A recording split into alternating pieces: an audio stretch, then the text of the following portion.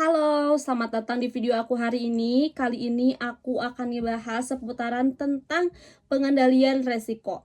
Episode kali ini aku akan ngebahas tentang apa itu manajemen resiko, pentingnya suatu manajemen resiko dalam keberlangsungan suatu usaha, dan yang paling penting yaitu bagaimana cara pengendaliannya.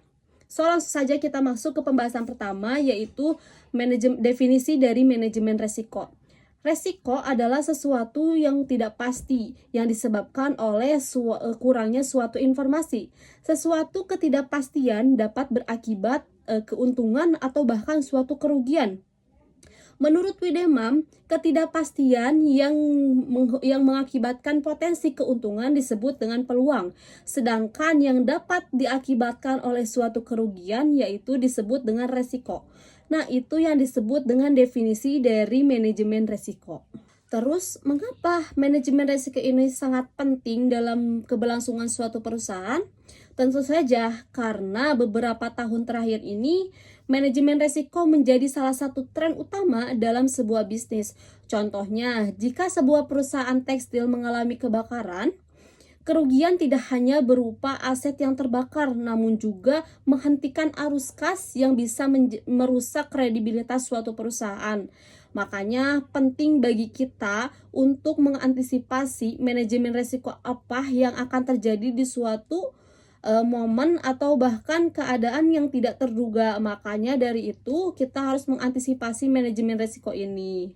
Nah, ada juga beberapa metode untuk mengendalikan suatu resiko. Yang pertama ada dengan menghindari resiko, yaitu dengan menghindari kegiatan atau aset yang berbau resiko. Yang kedua yaitu pengendalian resiko, yaitu dengan memisahkan kemungkinan resiko dan dampaknya. Yang ketiga yaitu dengan pemisahan, yaitu dengan memisahkan aset yang beresiko untuk mengurangi suatu kerugian. Dan yang keempat ada kombinasi atau falling, yaitu dengan menggabungkan beberapa unit resiko untuk meminimalkan suatu kerugian. Dan yang terakhir ada pemindahan resiko, di mana kita memindahkan resiko kepada pihak lain, semisal seperti kepada asuransi.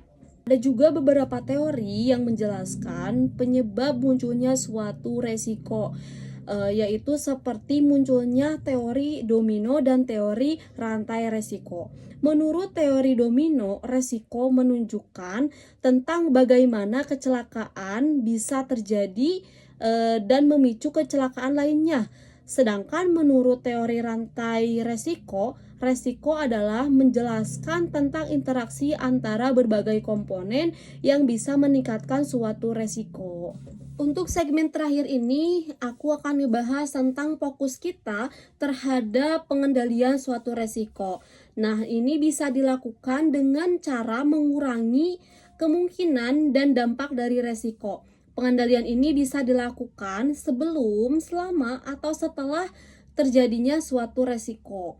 Nah, yaitu dengan cara kita melakukan pelatihan terhadap karyawan atau dengan kita melakukan atau memperbaiki kerusakan setelah kecelakaan itu terjadi.